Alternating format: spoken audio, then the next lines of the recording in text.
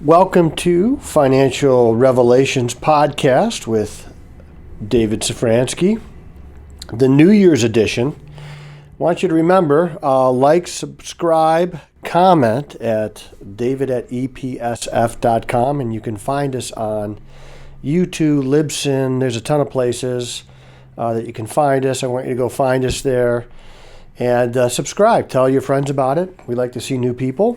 And if you have questions, you can send it to david@epsf.com or joshua@epsf.com also.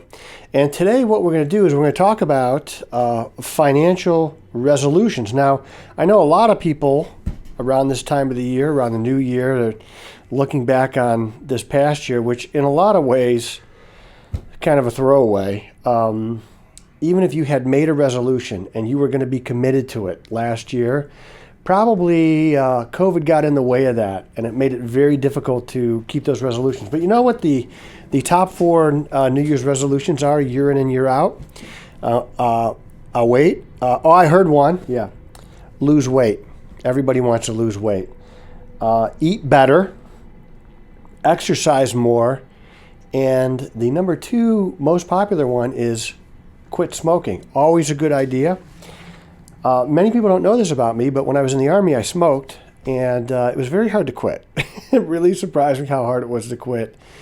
And it's been a long, long time, and I'm glad I quit. But what I want to go over is not, I hope you do, if you want to lose weight, I hope you do that. If you want to quit smoking, and even if you don't want to quit, I hope you do. Exercise is always good, kind of clears the mind. I call exercise my sanity protection program. So exercise is a really good way to kind of get the fog out, get your head right, get thinking straight. Helps you sleep better too, and better sleep is always a good idea. But we're going to talk about financial resolutions. So the resolutions that you would make for 2021, and the number one thing that I want you to do, I'm going to help you make these resolutions. I want you to resolve to start a budget. You know, a budget is the building blocks off of which everything else is built. It's the cornerstone from which all other spending finds its perspective. It's not a spousal bludgeoning tool. You don't use it to beat up on your spouse and what they spent money on. It's an information tool. And that's what I want you to use it for. And it just means finding out where you're spending your money, getting a handle on it so you know, so that when times are bad, like they were in 2020, you know what you could cut. And when times are really good, you know what you could add to. So I really like a budget. You got to have a budget. All of our people have a budget. Number two resolution that I'd like to see some of you all make is save for a vacation or some time away for you and your family. You know, 2020 was a tough year, and I want you to target save for it. So maybe you're going to go in August, and you start saving now. And it's a great way. Target saving is a great way to save because it makes sure that you don't blow the budget when the time comes because you got the money right there. You don't even have to use your credit card unless you're going to rent a car or something like that. But we are going to travel again, and I want you to fight the urge to revenge travel, just to get out and go someplace no matter what. I want you to save for it. I don't want you to use 2021 as an excuse to blow the budget out of the water. Okay, now that assumes that you have a budget. The number three resolution that I want you to make, get your kid a dog.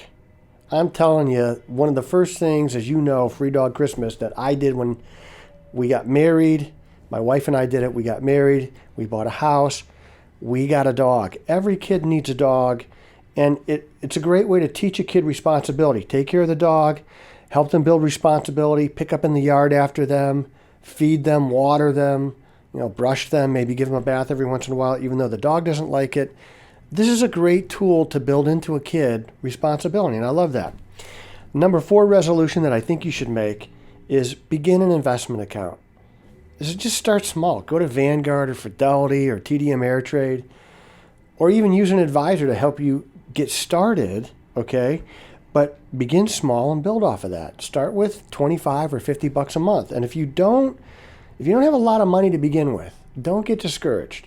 But if you're going to start small, and it's totally appropriate, and I love it, because I don't really care what you're saving at first. I just care that you're saving.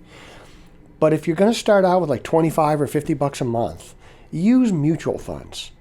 don't get caught up in buying these high-flying stocks where you're going to buy 1/2 of one share or 1/10 of a share.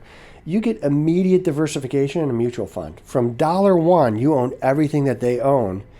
So basically, you're doing, by buying the mutual fund, you're doing a better job than these people that are going to Robinhood and buying 1/10 of a share of a high-flying stock that might go broke. So do not get caught up in get-rich-quick schemes.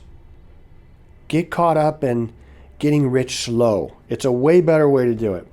The number 5 thing I want you to do, that I want you to commit to, that I want you to make a resolution for, is I want you to commit to contributing to your 401k.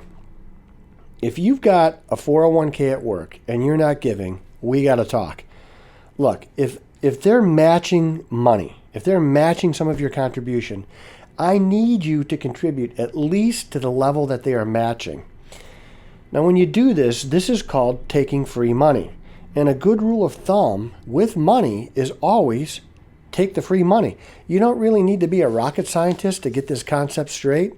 If your company is saying, look, if you put in 5%, we're going to match 2 of it, they're giving you free money and you should be taking it. This is your retirement plan. A lot of people will come to me and say, well, I can't really make that contribution. I tell them, I would give up a lot of things to take free money from somebody. And so now we got to make some choices. And so when I sit down with people and they're not contributing to the 401k and they're not taking the free money, we start adjusting the numbers a little bit to make sure that they can do this. Remember, it's free money. You get to keep it. It's yours. The rule of thumb is when somebody offers you free money, you should take it. The number 6 resolution that I want you to make, and this is really important for people to stay on track. I want you to sit down with your spouse if you're married or your significant other, and I want you to go over the finances. So if you're the one who handles the finances or your spouse does, I need you or your spouse to have as much information as you have. They need to know about the finances. Now, they might not want to know about the finances, but it's healthy for them to know about the finances. I deal with a lot of people where one spouse does everything. The other spouse knows nothing about the finances. It's not a healthy place to be. So this is a no judgment zone, okay? If you make it painful for your spouse or significant other to sit down with you and do this, they're not going to want to do it again. And you want to make this a way to grow together. And so what you do is you use a lot of I statements. When I do this, it makes me feel responsible. When I do this, so it doesn't sound like you're accusing your spouse or significant other of frivolous spending, because you don't want to do that. You want to get in the way of things that are hurting your budget, and you want to make it positive. So talk about the responsible things that you both do with the finances and the things that may need a little improvement. And this is an informational thing, and information is power. So I want you to get power and get this information. Get powerful, okay? The 7th resolution that I want you to make this year, if you're not doing this, I want you to commit to giving to a charity. I want you to commit to charity. I want you to commit to a heart of giving. Now, you don't have to give away all of your income. You don't have to give away your bank account. If you're a believer, you will probably know that you're called to give at least 10%. Now, I want to point out one thing out. I've always thought that if you are at 10%, okay, it's not a bad thing, but it's also kind of legalistic, because in the New Testament, it doesn't talk about 10%. That's Old Testament. In the New Testament, what the Bible talks about is giving, just giving. And I'm reminded, because I just read it, the widow's mite, where all these people were walking into the synagogue and Jesus was there with his disciples, and they were all these people were giving a lot of money, but they weren't giving out of their need. They were giving out of their excess, so it wasn't hurting them. And then this widow comes up, and she throws in 2 pennies, essentially. And Jesus said she gave more than everybody because she gave out of her need. It might take some time to get there. You might need to work your way up past 10%. I think 10% should go to your church. That assumes that you're going to a church. And then above that would go to missionaries or people going on the mission field or a project at church or the benevolence fund at church for people that are hurting. And we all know that there are a lot of people that are hurting. And I'm not going to tell you what to give to. I just want you to give to something, okay? Support a cause that maybe supported you. And if you can, get your family involved so that everybody can be a part of giving back. I think that's an important thing for a kid. Now, what I want you to do with kids, I don't want you to make them give their money, okay? I want them to want to give their money. If you're forcing them to give their money, it's not really something they want to do. It's just compliance. On the inside, they're saying, I don't want to do this, but on the outside, they're doing it because they know you're going to get mad if they don't. Build a heart of charity with your kids and help them do something that's bigger than themselves, because they're going to be watching you do something that's bigger than yourself when you give back. And I know this year is going to be a better year than 2020. I know it is. And here's why I have this confidence. There are vaccines out, and I know there's a lot of people who are not going to take the vaccine, and that's going to be a personal choice. But if you want to go to Brazil with me and dig a water well, you're going to have to take the vaccine because you can't get into Brazil without it. At least that's the word right now. People will be traveling again. When you look at the year-over-year comparison, so first quarter of 2021, probably going to look pretty similar to first quarter of 2020. It's the second quarter that's going to look so much better than the second quarter of 2020 because that's when COVID really hit. February 19th was the high in the market. We went through March. March was pretty low. So we will get some first quarter good look, but second quarter is going to be really important. Third quarter is going to be really important. Those quarters are going to be very positive compared to 2020, and that's going to drive the market. People are going to be coming back to work.